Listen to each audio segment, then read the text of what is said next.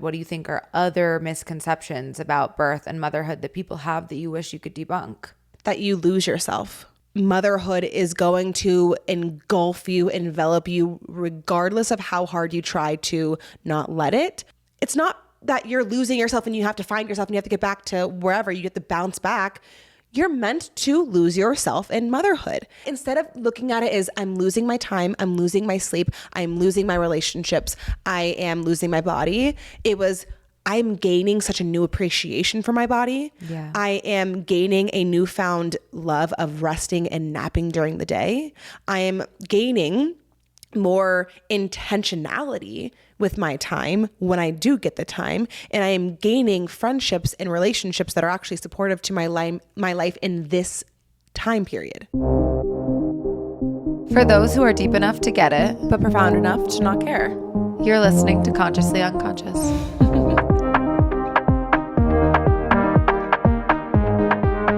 Good morning, Baltimore. We cannot start every single episode with we're going to get copyrighted. It's my signature. It's Hairspray's signature. Well, I put my own off-key spin on it. Who is your favorite character in Hairspray, actually? I don't even remember the names of the characters. Probably the one with the big hair. Yeah, wait, what's her name? I think her actual name is Nikki. And I think I know that because I know that she got discovered in a Cold Stone Creamery. No way. She was singing in a Cold Stone Creamery, and that's how she got discovered. I met the owners of a Cold Stone Creamery. The owner's granddaughter. Ah. Maybe How it was wasn't she? Cold Stone. Forget it. What was her favorite flavor of ice cream? Did she love chocolate chunky chunk? Okay, we're starting the day off with me having a stroke on a microphone and 16 feet of snow outside. Welcome back. It is absolutely brisk out here in Denver, Colorado. We woke up, neither of us knew it was supposed to snow. There's literally, this isn't a hyperbole this time, there's 6 inches of snow on the ground. Yeah. And I chose to wear the longest jeans that I own. Yeah, in a tank top. It's actually like and it's sleep intimates. Yeah, it's like what would you call this? Like a little gown? A nightie. A nightie, that's what it is. Yeah, it's mine. Yeah. I thrifted it years ago for a Halloween costume. What was the costume? Just a sexy dead person. Oh. Why was she wearing a nightie? Vampire. How'd she die? In her sleep, she went out peacefully. Oh, good for her. You know, that's something that I think about all the time, actually, is my ghost outfit. What ghost outfit? You've never heard that? That when you die and like the outfit that you're wearing is your ghost outfit. That's your outfit for eternity. How could you ever be prepared? You just dress well all the You time. always got to be prepared. I hope this isn't my ghost outfit. It's not my favorite. You know, can we just take a moment because Jessa has been rocking this trend that we discovered in LA. Not because we saw somebody. we didn't discover it. We I discovered started the it. idea of it, but not because we saw somebody, but because one of our friends told us that it was happening.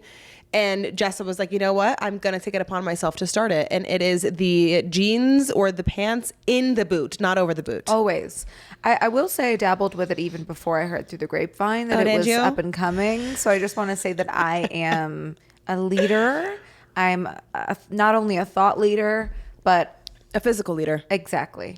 Yeah, I actually do think that when I got my first pair of cowboy boots in middle school. Oh, let me guess. Amanda tucked him in too. Well, that's how She's I thought that. Oh yeah, you thought about that last year. I thought about it in middle school. No, I just thought that that's how you wore them. Like, it was complete and utter ignorance. It wasn't me being cool and knowing the trend. It was literally like, like you're meant to show off your boots, tuck them in, and they looked horrendous. Here's a beautiful thing about ignorance is that sometimes it can come off as cool. Aloof, like effortlessly chic.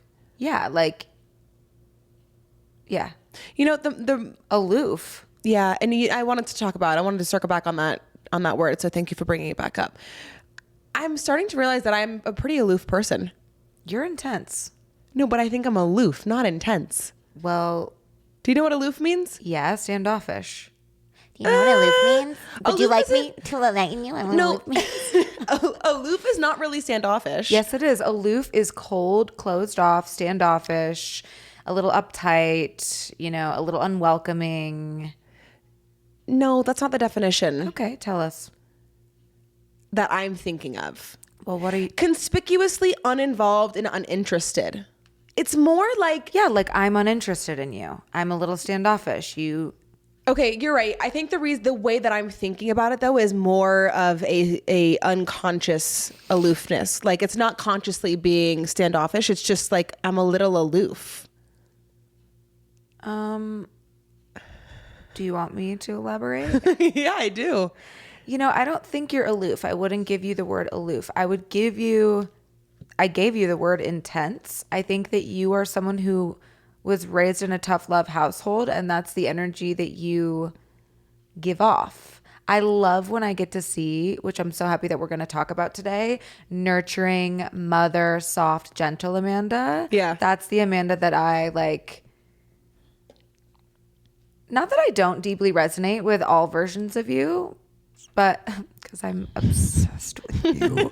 But I love when I get to see that side because I think oftentimes you're in such go mode, grind mode, do mode, execute mode that your personality may come off as guarded, intense, strong, just kind of like very gritty. Like I don't have time for people. Yeah. Yeah. Yeah, and so I think that year 2, which we've been talking about, is about tapping into your sensitivity. Yeah, I feel that. Yeah. I do feel that. I was also thinking that going back to my tough love household, I think that I want to know your opinion on growing up with a brother versus a household of girls. Like I think that for me, growing up with a brother was not for the faint of heart. Like I had to develop thick fucking skin in order to survive. I was talking about this. I just recently got back from a family reunion in New York and saw my brother, saw my parents, saw his wife, all my cousins, and we were just reminiscing, as one does, about childhood and like what my brother and I's relationship was like. Because sometimes I'm like, what was it like? Were we homies? Were we fighting? And my parents gave pretty good insight about how we both really gave it to each other. Yeah. He knew how to set me off emotionally, mentally. Like he was not physically, rough and tough with me. He's actually a pretty gentle person and a pretty soft person in general, but he's so calculated that the zingers were like, oh right my God, there. he knew exactly how to set me off. And then I would get enraged and I would go physically harm him. I would chase him around and just like smack him on the back or just like. Was it ever your fault or were your parents like, yeah, self-defense, get him? No, I think they saw the whole thing through. Yeah. And just let it play out. Yeah. I think they were just like character development. There you go. Yeah. So I guess for me, like, yeah, did that help me with tough love? I don't know. I'm not a tough lover. I'm so fucking soft. I'm the softest, most sensitive person. Yeah, you are. But I think... But I don't come off like that, I guess. I think you do. I think you come off very soft and sensitive. But I think that's why we have a good balance. Like, we can't both be the stone cold. You can have that. Yeah. I'm saying we have, like, you have to be the soft, sensitive, and I can be, like, the hard, tough. Yeah. Did you see our poll results? No, I keep forgetting to check. Okay, well, I'm Alphaba. Okay, but don't you think that Alphaba is cold and hard and aloof? Fuck. You know what I mean? And if you don't know what we're talking about, we got into it on last week's Conscious Confessions. Also, today is technically my birthday when this episode goes out. What? Oh. I was like, did I miss it? It is not today. What if I told you the wrong date on purpose? Like I told you that my birthday was a different date. That would be cruel and unusual punishment, and I would fully call you aloof. Wait. The day this episode goes out is my birthday. Okay. I don't know what planet, universe, Earth side I'm on. So I don't know the day of the week. So I don't know when the episodes are coming out. I got a planner. I told you. I ordered a planner because Amanda throws 16 million fucking things at me every single week to write down, to schedule, to put in. Oh, we're doing this on this day. I mean, she's great at it. It's Virgo rising through her soul. But I think that I can be like one of those waitresses where I just like get every single order in my head and I like come back to the table and deliver efficiently. can't, miss things, don't know what day it is, what time it is. So I got a planner. That is a perfect analogy for planning your life. Is like you think that you could be this waitress that remembers all of the orders, but you don't. Yeah, I'm missing the spicy mayo. I'm missing the side of aioli. I completely subbed regular fries with sweet potato fries when no one asked. And I forgot Grandpa's dish. So anyways, today we're here. Last week, however many weeks ago, again, don't know. We talked about my travel episode. It's Amanda's time to be in the spotlight, to shine. And we thought that it would be interesting to have two different episodes that kind of focused on us as individuals and what really shaped us and what really developed us. So today we're just going to kind of talk through Amanda's experience as a young mama and what getting pregnant and pregnancy and birth and raising two children has been like for her, because it's so fascinating to me because I have like held a baby like twice in my life. And I've got a good list of questions for you, but I really just want you to tell us what's up, mommy. Mommy. I changed my Instagram bio to existential MILF. Okay. Keeping MILF in there, I like it. Yeah. It's a part of your identity. Yeah. Why are you existential? Because lately a bitch has been existential as folk. I have just been folk. thinking about existential things. Welcome to the good life. Yeah. Consciousness, existence, death. Like I've just been there. So I've been seeing a few of your TikToks. yeah. It's definitely existential. Maybe a good existential question is, you can talk through kind of the initial first getting pregnant, but what I really want to know is that moment of identity shifting from being just a girl to being a pregnant girl. Just a girl to Like, being a pregnant girl. What was made into mother? Made into mother. What was the identity shift and maybe the crisis, the identity crisis, the existential crisis that you went through when you first found out, holy shit, I'm pregnant? I didn't have one. Oh, scratch that question. You go. No. That's a really good question, because a lot of people do. I did not have an identity crisis when I became pregnant, and even when I gave birth, I didn't have this holy shit, I'm a mother kind of crisis probably until like 2 years in. Genuinely. When I first got pregnant, it didn't feel like natural because I wasn't planning it. It was definitely something that happened on accident, but also that was meant for me. But I never once felt like this is not me.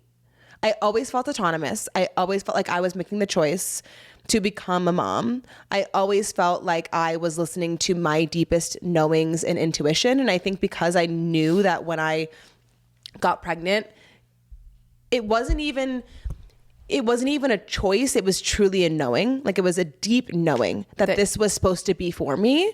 So that's why I decided to even move forward with that. I mean, I was 22. Yeah. Which is insane. Your frontal lobe is not even developed. I know. And today, when this episode comes out, I'm turning 27. That was 5 years ago. You have a 5-year-old. Well, 4. Almost 5 in September. I look at myself now and I'm like, oh my God, I'm so young. I am just a girl. But I look at myself when I was 22 and I was like, she was a woman for some reason. Like I feel like I'm aging backwards. It's so weird. But I genuinely felt that there was no other option, and it was so meant for me. So I don't think I had the identity crisis there because I had a deep knowing and I listened to it. Was there a time in your life where you had spent time thinking about how you always wanted to be a mom? Were you one of those people that was like, oh, yeah, I totally want a family. My sole purpose in life is to be a mom. Like there are some people that really crave that. No, absolutely not. But did you know that you would be? I had a general understanding of the concept of having a family. Okay. Very broad. I had a general understanding of the concept of motherhood. Yeah. I considered a nuclear family once or twice. No, it wasn't something that I ever dreamed about just like women dream about their wedding, just like women dream about becoming a wife. It was never something that I was like, oh, I can't wait to be a mom one day. Like, I'm just so excited. I knew that I was going to marry Lucas. The second I met Lucas, I was like, that's my husband. That's whack. I'm 16. We broke up and we had our fun. But then when we got back together, it was really, okay, we're in this to start a family one day and get married. And he really wanted those things always. And it wasn't on the forefront of his mind. It wasn't like we were trying to do it. But I had never, ever thought about wanting to be a mom. And I have a vivid memory a year before I got pregnant of me walking around my parents' kitchen, kind of waddling, almost like so uncomfortable, doing an impression of a pregnant woman, because I was like, this is how I feel like I would walk around if I was pregnant. Like, I feel like the baby would fall out. This feels so weird. Like, why would I, like, do you not just walk around like this all the time, Mom? The power of manifestation is real. The power of manifestation is so real, because then fast forward maybe 6 months, I went to go visit Lucas in Pensacola, where he was going to school, which is where I conceived Lennox. And before we even did, I want to say like one of the first conversations that we had was in his bedroom. I was looking at people's Instagrams, and there's this one girl that I follow. Her name is Sarah's Day. Do you know her? She's the Australian. She's the Australian like fitness girly. I have followed her for years. She just had a baby, and I literally felt baby fever for the first time in my entire life. And I turned to Lucas and I was like, when are you going to put a baby in me? Like, when are you going to... He said, in a couple hours, bitch. Yeah, literally. I was like, when are you going to put a baby in me? Did you just fully like, was it really an accident? Were you on birth control? Like, how did you accidentally get pregnant? Great question. Yeah. So I had gone on birth control in high school, got off of it in college. I didn't get my period for 8 months when I first went off of birth control. I got back on birth control when Lucas and I started getting back together and becoming more sexually active. And I was getting really bad panic attacks out of nowhere. I've never had panic attacks in my entire life. It correlated with getting back on birth control. And so I decided December like 13th to get off of birth control. Went to go visit Lucas December 28th. Oof. She was a fertile myrtle. And having that prior knowledge that, oh, I didn't have my period for 8 months, I surely can't get pregnant when I got off birth control in the past, I thought there's no way that my cycle is going to be regular. Did he pull out? No. So this is what happened. Amanda, you're 22 and you're not telling someone to pull out. No. Listen, we have been having sex since we were 16. Like we know what the fuck we're doing. We were usually super careful from 16. And I mean, there's no wonder we didn't get pregnant when we were 16. If we weren't careful, we would have absolutely gotten pregnant when we were in high school. But he got a hotel. Obviously. At the Hotel Motel Holiday Inn. Yeah. Did you on the beach conceive at a motel? Mm-hmm. No, it was actually the Holiday Inn. It had a lazy river. You did right not conceive Lennox at a Holiday Inn. We had him at the Hotel Motel Holiday Inn. Dude, you have to tell Lennox he's a Holiday Inn baby. Absolutely. And then you have to shave his head and dress him up like Pitbull. For Halloween this year, Lennox will be Pitbull. We should just start calling him Pit. Pity.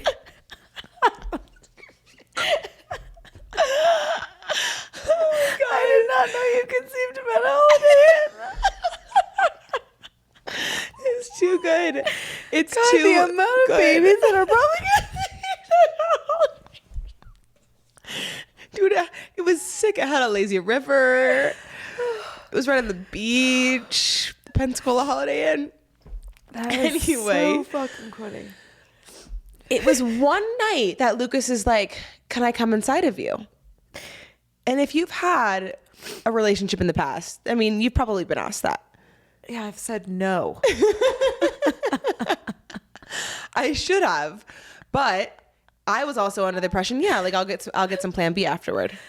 Oh my God. Okay, note to everyone listening, Plan B is not birth control, my guys. Actually, I do have an important note on Plan B. Anyway, what happened was I let him cometh inside of me.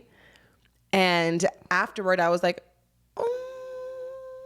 Why do I feel like I just got pregnant? You knew. I didn't know what I knew. I didn't know what I didn't know. But I knew. I remember laying there being like, oh, okay.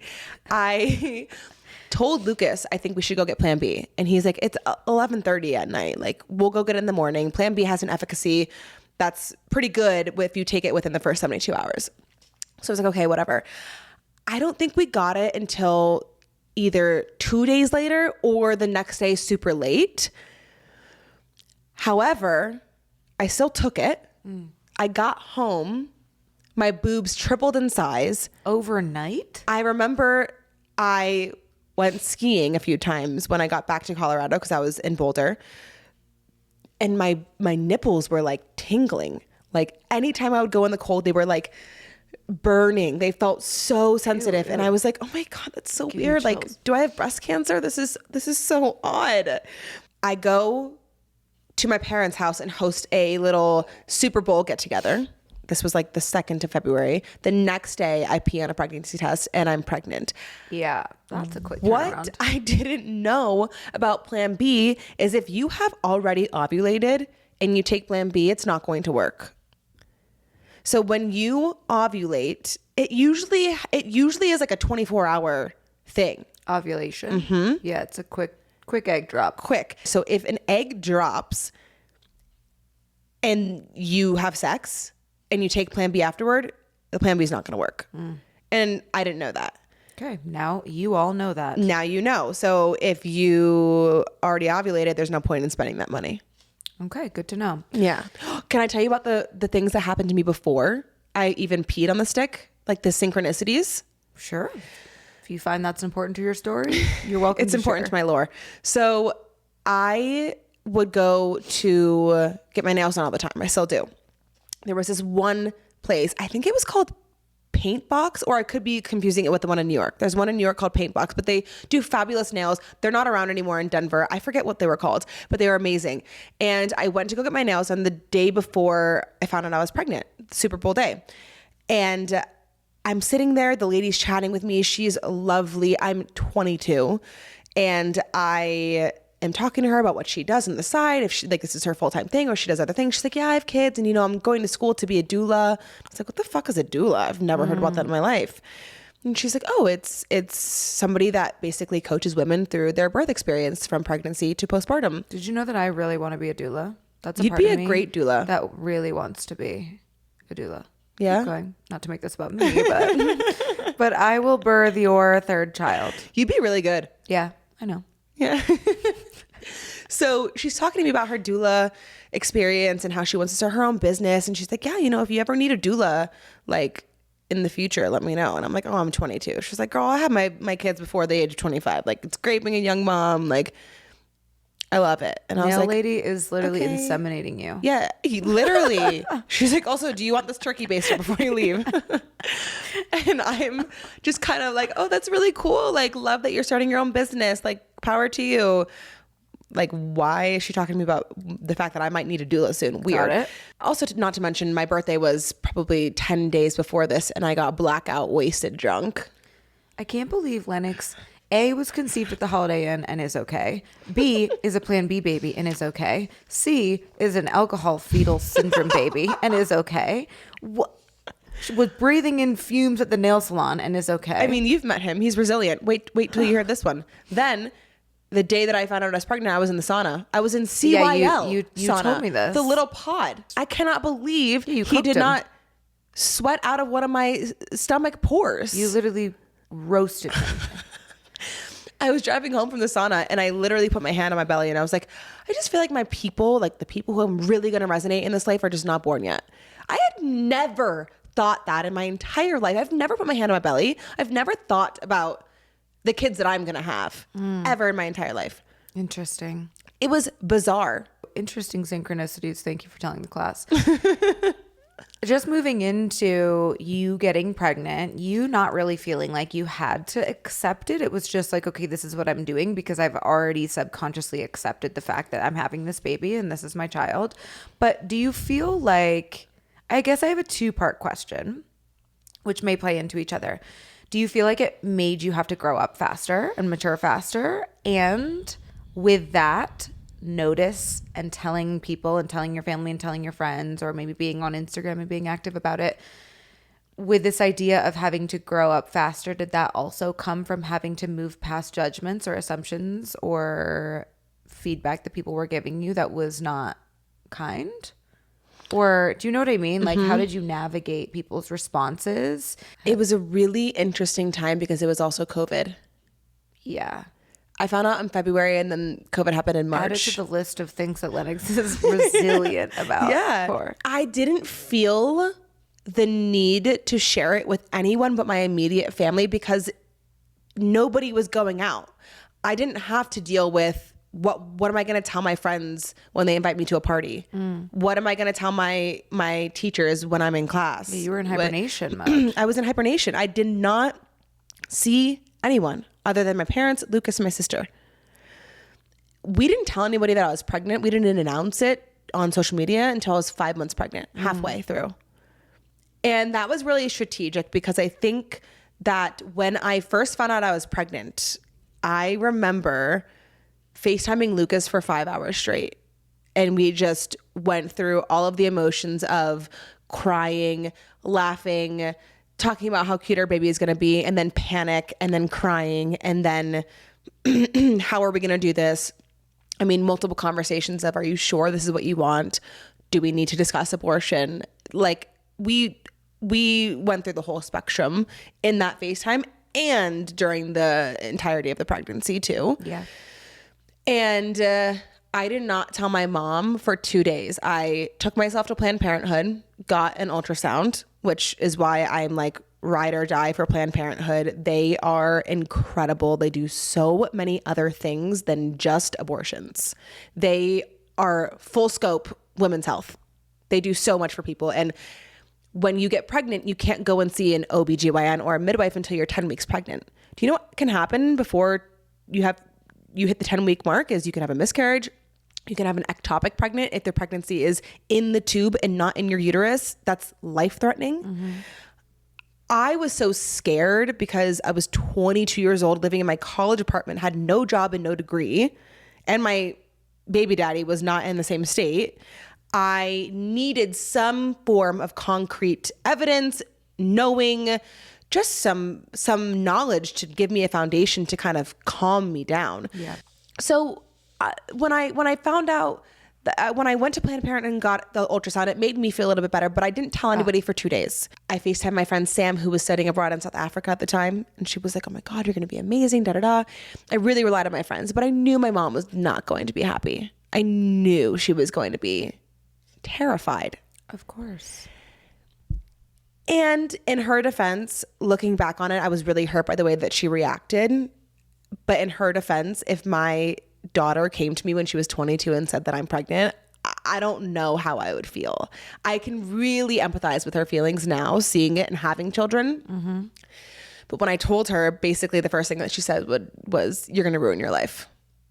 And I was like, oh, thanks so much for giving me this undeniable, unconditional support. I love you so much. Like, And I will be getting really pregnant at your house. Thank you. Yeah. Also, I will be eating all your groceries. Yeah.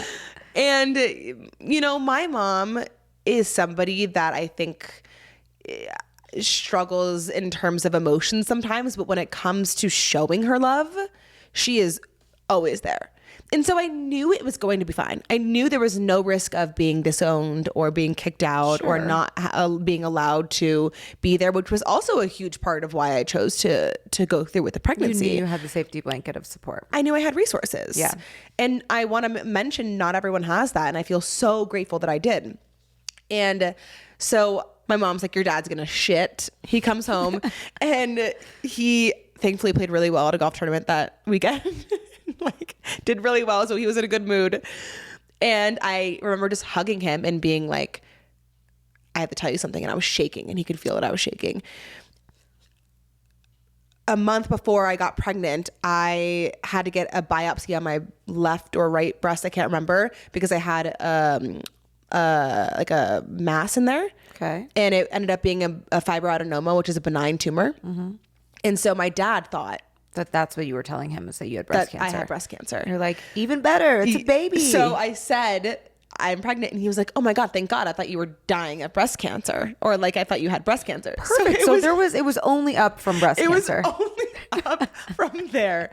His 22-year-old teen daughter is getting pregnant. Teeny bopper. Yeah. And he was happy about it. So my brother was also really not chill about it. And so I had this like mixed feelings of like people who supported me, people who didn't. But at the end of the day, I felt like I was really good at being like, I've already worked through my emotions first before telling anyone. Mm-hmm. That was really important to me. Mm-hmm. I needed to do that. Mm-hmm. Was your pregnancy an easy pregnancy for you? I mean, I would be pregnant for the rest of my life. I loved being pregnant. I felt so sexy. Yeah. I felt so womanly. I felt so majestic. I'm so excited to be pregnant because I think that's what everyone thinks that they're going to feel. But I'm actually just going to be a beached whale who can't fit into my pointed toe shoes.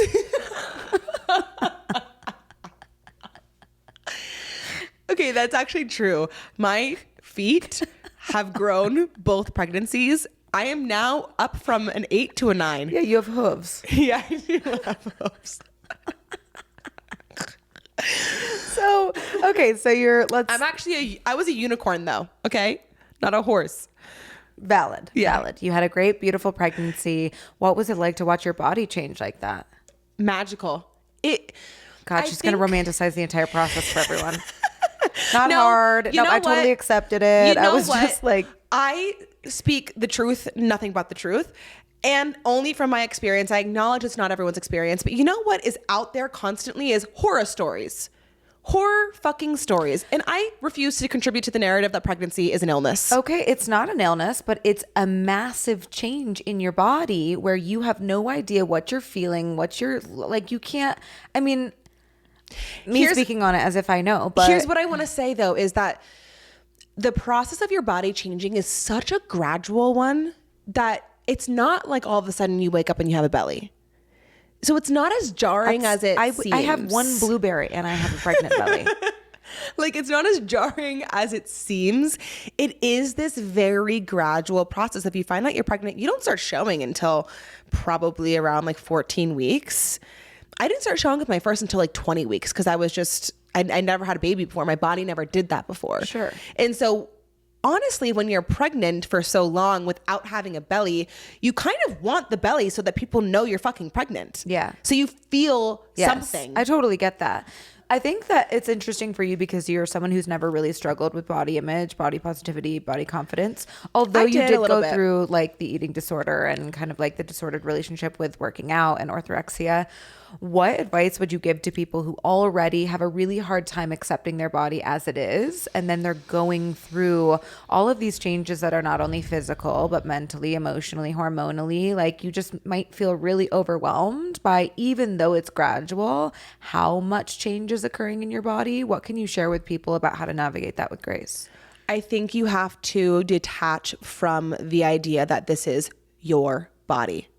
Interesting. You have to compartmentalize. You have to really just bury it down deep. You have to dissociate. No, what I mean is that I think the reason I think that pregnancy is so beautiful is because your body creates a placenta that filters out toxins, that feeds the baby. It's connected by a cord that gives the baby blood, helps the baby breathe, keeps the baby safe. You are growing a womb, a nest, a sacred space for that baby to then be out in the world one day and thrive. Your body is doing so much. Your boobs are growing milk ducts and milk is coming in. You're building colostrum, which is like the most potent liquid gold for your baby in the first couple of days. Like, your body is doing so much to give you the best capability and best outcome for a happy, healthy baby. Sure. And so I think what pregnancy taught me and why I thought it was so beautiful was I need to start appreciating my body for what it can do versus what it looks like. Valid. So you're not necessarily dissociating or feeling like it's not your body. You are more so appreciating the capabilities that you never even recognized it had because you were so focused on its presentation and Yes, its appearance. but what I mean by your body is I'm thinking about it as a home for my child. I'm not thinking about it as my body that I live in. I'm thinking this is also a home for my child. Yeah, that's interesting. And there's something that's, I mean, I have had friends who have had abortions, but who have been pregnant. And I've also had friends who have been pregnant and give birth to their children. Every single one of them says, I have never felt that intuitive, connected to another realm than I did when I was pregnant. I bet. And so that's almost how it feels. It almost feels like you are ethereal. Like you, and again, I recognize that not everyone has this experience. I think that a lot of people do come into pregnancy with body image issues. A lot of people do come into pregnancy with the fear of getting fat, quote unquote fat, or gaining weight, or not being able to get the weight off, or whatever it may be. And I don't know. I think there was just a shift in my brain that like I feel so magical and empowered that I can create life. And however my body changes is that expression of this magic that I am currently doing. Yeah. So it was almost just like a mindset shift for me. Yeah, that's really interesting. That's a good way to put it in terms of like the home for your baby versus your own physical presentation of self. I just can't even imagine was there a moment where you were like, okay, this is real? Like, this is really happening? Like, I'm about to birth a child into the world? Because I can see how pregnancy could be, especially if it's going well for people. Ooh, this is fun. I'm pregnant. I still get to go on kind of living my life as normal. And then there's got to be a moment where you're a month before your due date. I don't know how long, it probably differs for people, where you have a moment where you're like, holy fuck, I'm about to birth the child and spend the rest of my life rearing that child. Like, was there a moment where it clicked for you where you didn't get to live in the bubble of like, I just get to be fun and young and pregnant anymore? It was this reality check of, now I have to have the baby. 2 moments come to mind when you say that. The first time that the babies kick, that was really a big moment of, there's something inside of me that has to come out. Yeah. That was a really big moment. And it's the coolest fucking thing when you feel that. You're like, oh my God. That was a big moment. And then when I found out that my first son was breech, which means for anyone who is listening and hasn't had a child, that means that their feet are down and their head are up. And the optimal birthing position is to have your baby head down, feet up. 3% to 4% of babies are breech. So most babies are going to be in the head down position. You might not even have to experience Lennox is that. just a gymnast Lennox, because of all of the sauna, the list. alcohol, the Holiday Inn. Right. Yeah.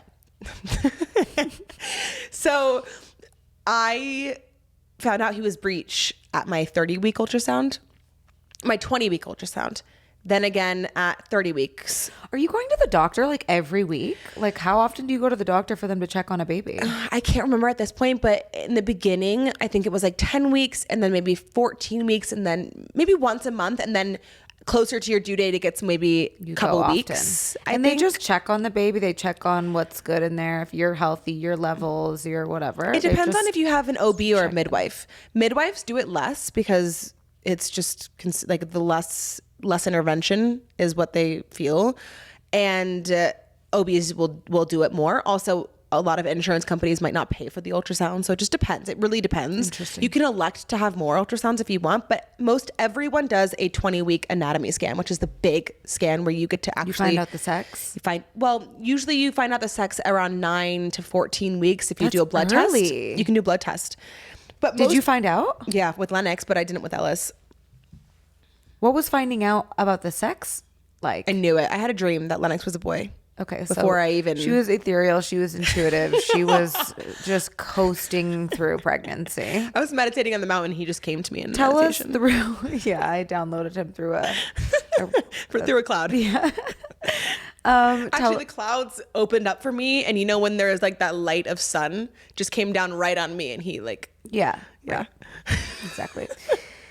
Tell us about the birth, the breeching. I know there was a story about, I don't know about the story about like your doctor trying to convince you to have a C-section, how to advocate for yourself, and then the actual birth story. Yeah. So he was breech pretty much the entire pregnancy. And so I knew that there was a chance that he wasn't going to turn. I never had thought that there was going to be a chance that I would get a C-section. And that was the moment where I was like, oh, this is real. At like 32 weeks, my doctors were like, you have been, like, your baby has been breeched the entire time. We might want to start talking about scheduling a C-section. I was like, what?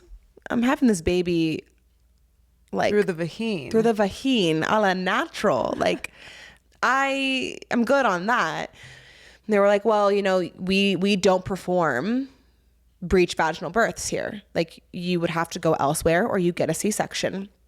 And I was really thrown off because I was like, whoa, you don't give birth until at least 40 weeks. I mean, people go early, but like most first-time moms will go until the full 40 weeks. I was like, we still got 2 months. Why are we even talking about scheduling something? I'm not doing that. I go back, I do some research. I start doing chiropractic work. I start doing acupuncture. I start, you know, standing on my head in the pool. I'm bouncing on the ball. I'm doing all these spinning babies tactics and nothing's working. So I get to my 36-week appointment and they're like, okay, well, we really need to schedule a C-section. And I'm like, can you just give me a little bit longer? And they were like, well, at this point, you're putting your baby at risk for severe morbidity or mortality. And I was like, They're just fear-mongering you. I was like, hold the fucking phone. You're telling me that I'm putting my baby at risk because I don't want to put a date on the calendar that makes sense for you and puts money in your fucking pocket? Don't even get me started on the business of being born. Have you seen that? Watch it. That's a conscious confessions. That's a conscious recommendation. Conscious. Well, we're going to debrief it on Substack. Oh. Got it. Yes. Have you seen it? No. Okay. I got to watch it. Okay. And then we'll debrief it. Exactly. Okay. Now She's I'm catching picking up on. what you're putting. Pregnancy brain. So they are telling me that I am going to put my baby at risk, that, you know, the risk of a vaginal breech birth that does not end well is extremely high. And I'm like, can I do some research, know all of my options, and then come back to you? I mean, I was being a little bit difficult, but at the same time, don't tell a woman who has her entire pregnancy never ever thought of the possibility of a C-section because you failed to bring up the possibility of a C-section. Every woman should be told at their 14, 15, 16, I don't give a fuck when, in the beginning, that there is a possibility of a C-section. You have to be prepared for any option.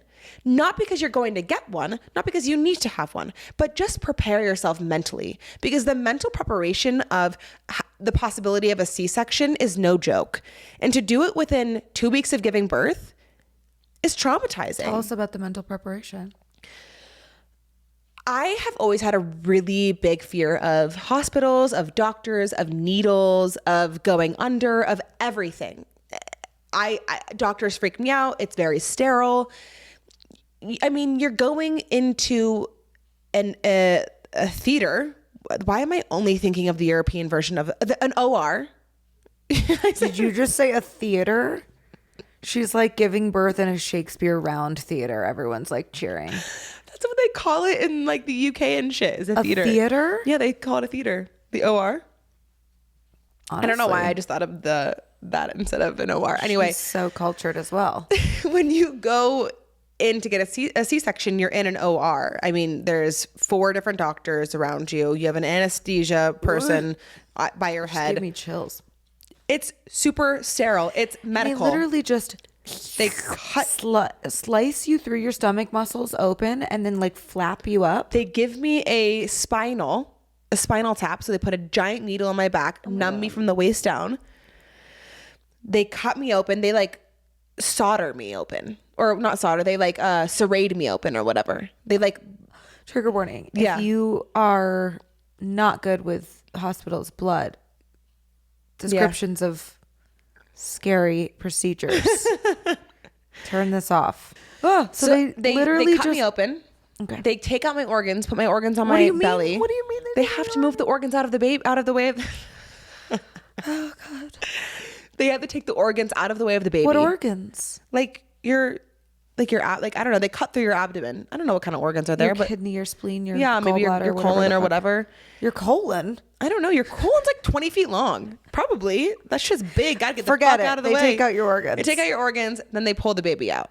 Lennox was like kind of hard to get out because the cord was wrapped around his neck and it was a little short, which is why I think he wouldn't spin and go head down. So he comes out and they're like, oh my God, you have a baby. And they put him in the warming oven. They're like making sure he's good.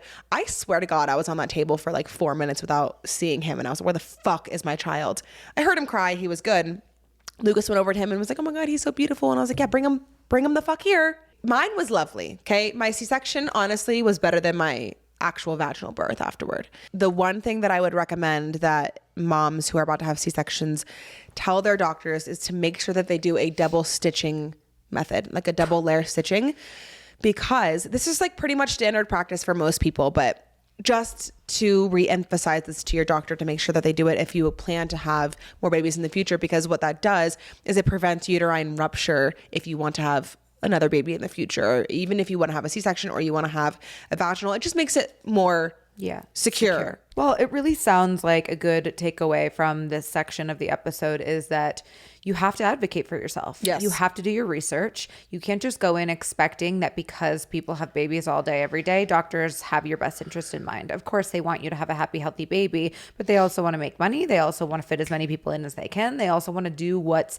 easiest for them, not what's best for you and your story. So I think if you have anything last final words to say about standing up for yourself in a hospital scenario with a doctor, with a midwife, with a doula, however, I mean, you have to do your research. I did not have a doula the first time around, so I didn't have that help, but you have to do your research. I wrote the Thinking Woman's Guide to Childbirth. Read. I became She's an an author. author. I became an author when I was pregnant. I read the Thinking Woman's Guide to Childbirth. That really helped me learn the statistics of C-section and the statistics of vaginal birth to be able to know my options and even advocate for myself. I read Ina May's Guide to Childbirth as well. And that was really helpful because it's a lot of positive birth stories that help prepare you for birth, whether it is vaginal or C-section or butthole. Just kidding. that's how mine's coming out. And so doing your research, but I do want to say, because we kind of jumped from like being fear mongered into getting a C-section and then getting the C-section. I didn't say how I got to that decision was I, again, read a lot of books, but I got in touch with one of my favorite influencers at the time who was super well connected to a doctor who delivered her baby breech vaginally. And I voice memoed her on Instagram and I was like, please help me. She voice memoed me back. She's got me in connection with him. I emailed him. He sent me this Excel spreadsheet of the Breech Birth Coalition, and it showed me a list of all of these breech birth providers in the US. So all of these people who practice breech birth still, because the reason that we don't do it anymore and we just revert straight to C-section is because one, it's not taught anymore. And two, we have C-sections because the risk is higher if it's vaginal, but we also are not being taught this anymore as OBs. It's not in their training anymore. Mm-hmm. And so I literally explored every option. I mean, I talked to somebody in North Carolina who was like, yeah, I can come deliver your baby, but you need to pay for my airfare and my housing and my labor and delivery fee. Or if you have a private jet, just like come fly me out. Also, I got in touch with this woman who was in Cedar City, Utah, who said she could deliver my baby breech vaginally unassisted at her house, meaning like she can't touch me, she won't touch me, she'll do nothing, but I'll do it at her house and she'll just make sure everything goes right. She's like, you look good over there. Yeah. Good job. I explored I'll be over here. all of my options, which is why I felt comfortable then doing the C-section. And I was like, I am ready to schedule the C-section. They're like, perfect. How does the September 16th sound? And I was like, not good. Let's do the 17th. And they were like, what? I was like, yeah, I want a 7 in my kids. Love it. Birth date. Also, I'm not doing it on your time. I'm doing it on my fucking time. Yeah.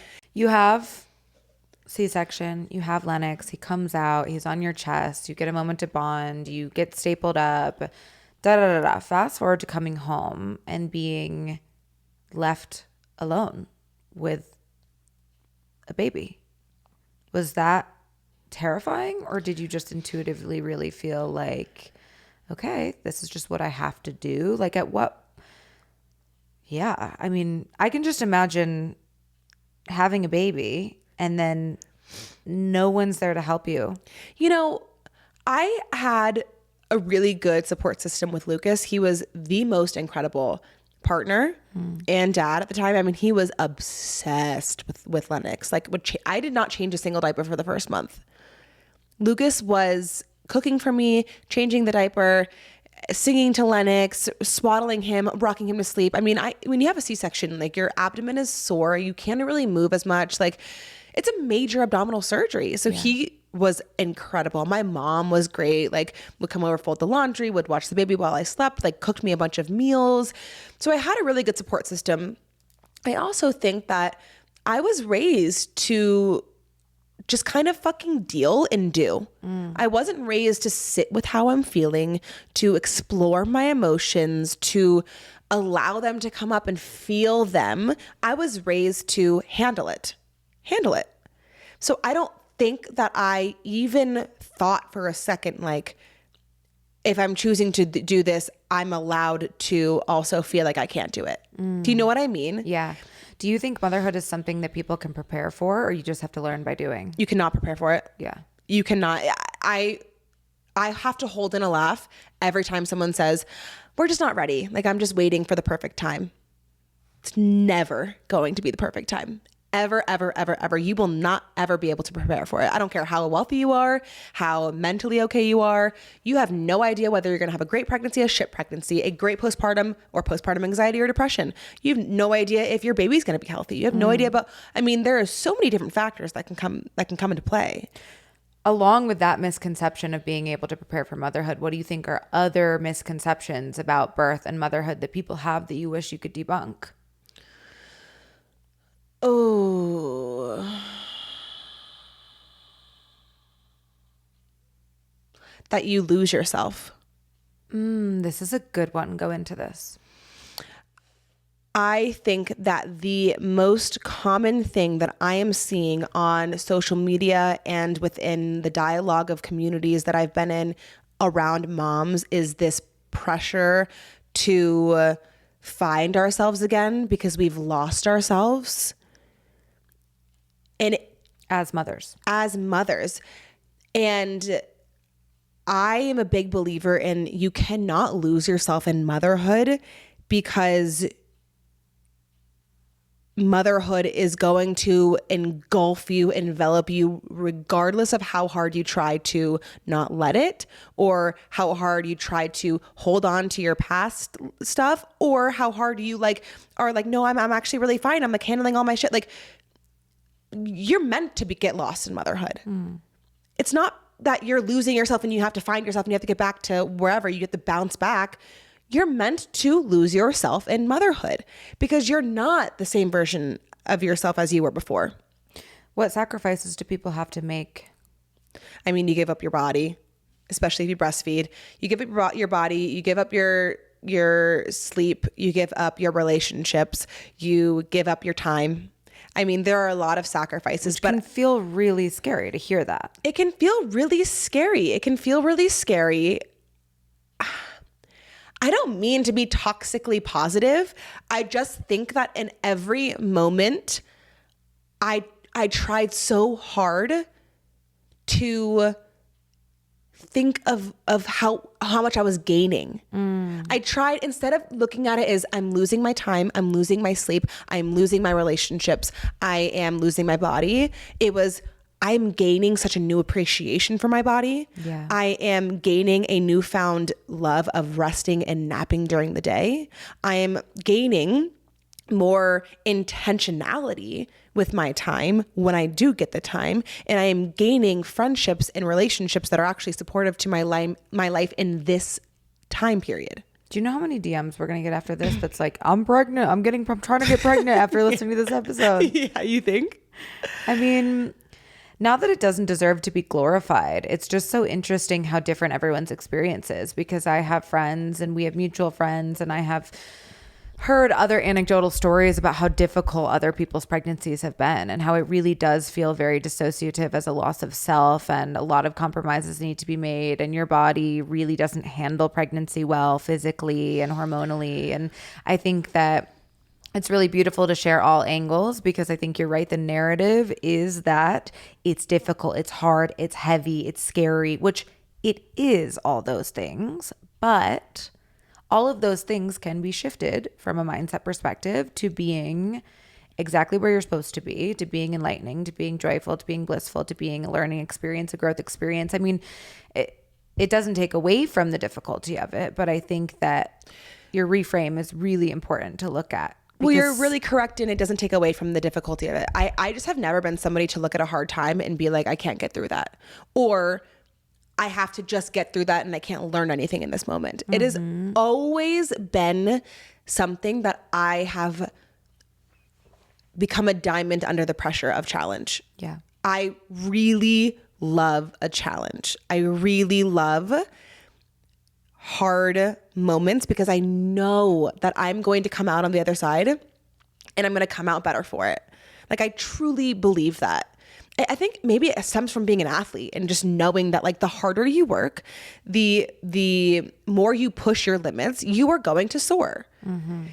And you bring up a great point, because I do want to mention that I think the reason I also feel so blessed by my experience with pregnancy and having children, and there's a lot of purpose there, was because I don't think I felt a lot of purpose before having my kids and being pregnant.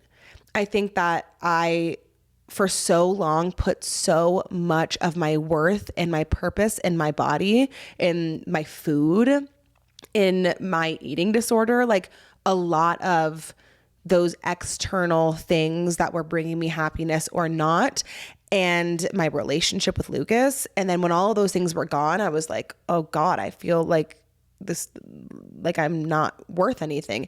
Then I got those things back, and I still felt this, like, you know, I'm in college, but I wish I was working, because I don't feel like I'm doing anything purposeful or passionate. Like, I just was in this stalemate of like, what is my fucking life for? I was you think I'm existential now? I was extremely existential before having children. Like, would keep myself up at night being like, what the fuck am I here for? And then I think getting pregnant was really the catalyst for my spiritual awakening of like, oh, like, I'm creating life. I am meant to do this. And now, even being a mom and not being pregnant, like, being a teacher is something I really, really value. Mm-hmm. And being able to shape human beings and teach them how to be autonomous and how to have their own opinions and how to find their preferences and their dislikes. Like, that is something that has really given me a lot of value and purpose in my life. And I don't know that I had a lot of it before getting pregnant or having kids. Yeah, that's interesting. I would also caution people to be careful that pregnancy isn't not just getting pregnant to fix your problems. Yeah.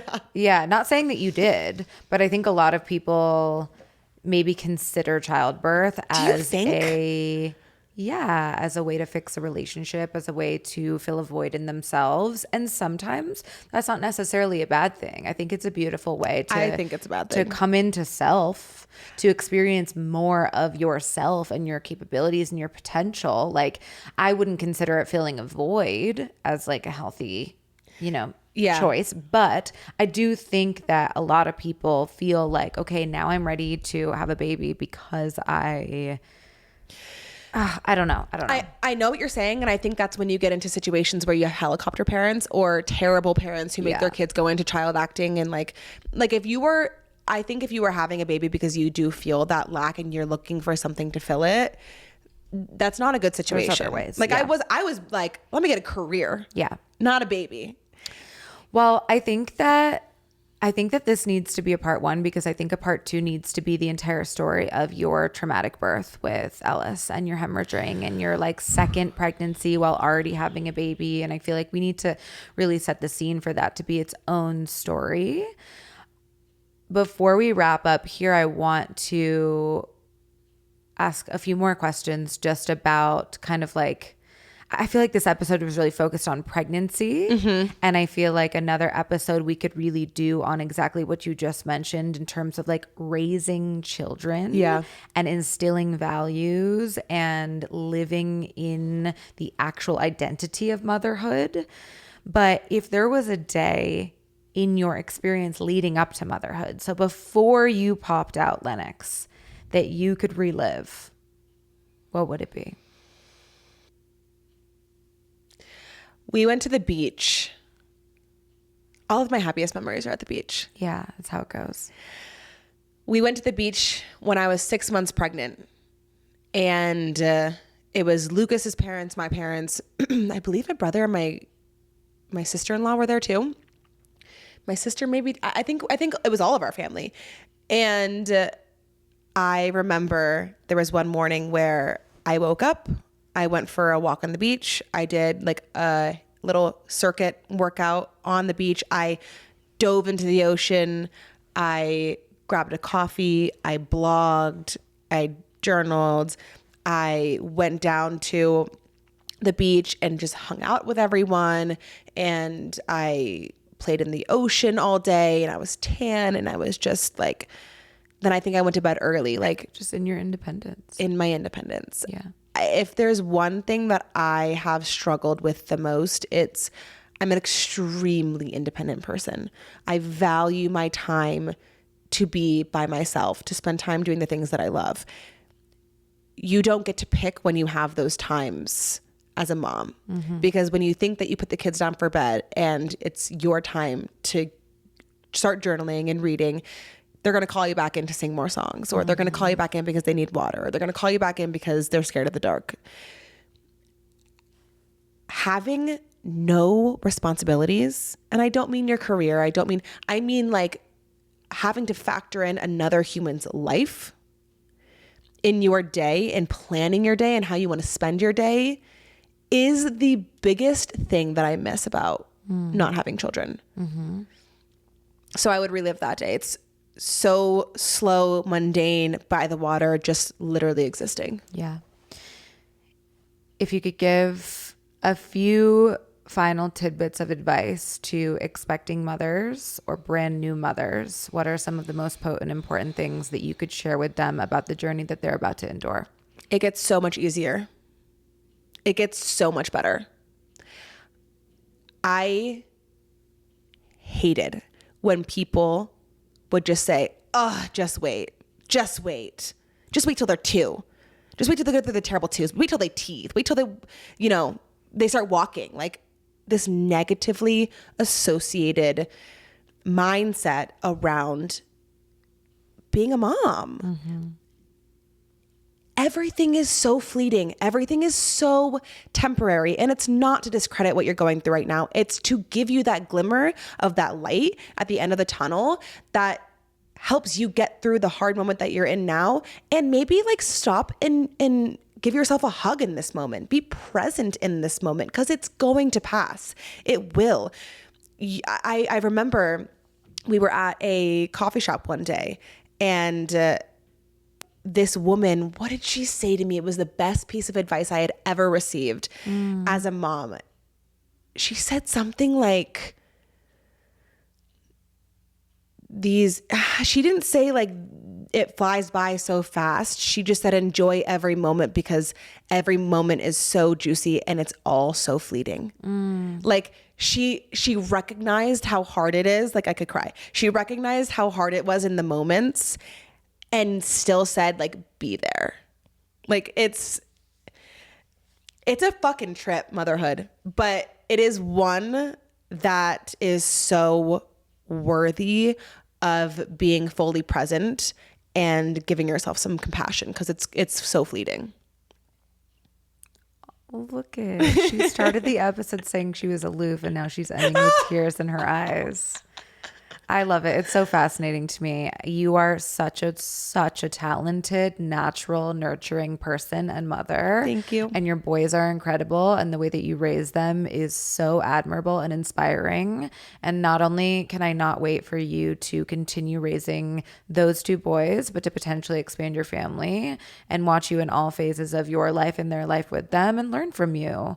And I think that you and all mothers don't get enough recognition and credit for the work that it takes and the commitment that it takes and the selflessness that it takes. And you are truly so in your power when you are in your zone of motherhood, which you can't really step out of, right? Yeah. But when you are with your children, it's just so cool and so fun to watch. And I'm so inspired by you, and you're doing fucking amazing. Thank you.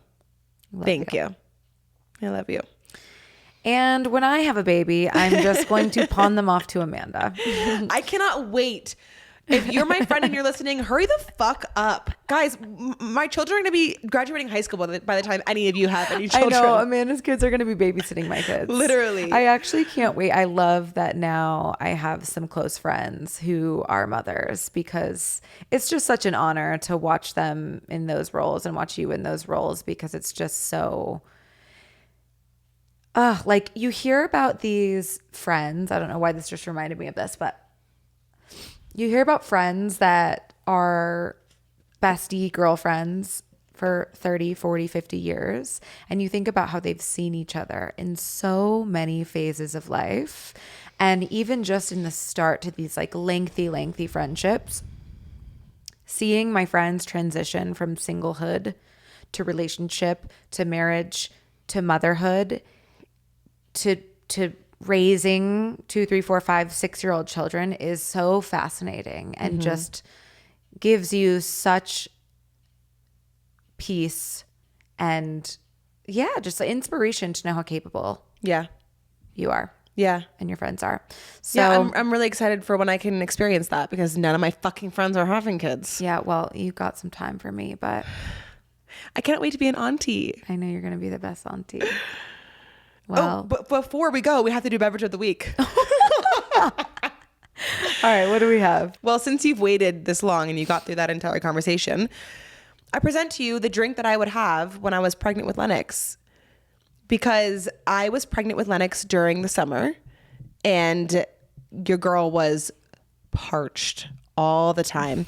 Baby girl was mocktailing. What I had brought Thank for you. Jessa and What's I, at the bottom. you There's do need like to a mix it settled up. Yeah, you do sediment. need to mix it up. It's something. I can't. It's just honey. Oh, can I guess? Sure. I see the ingredients. Yeah. Honey, lemon, because I brought it from my house as requested, and coconut water. And sea salt.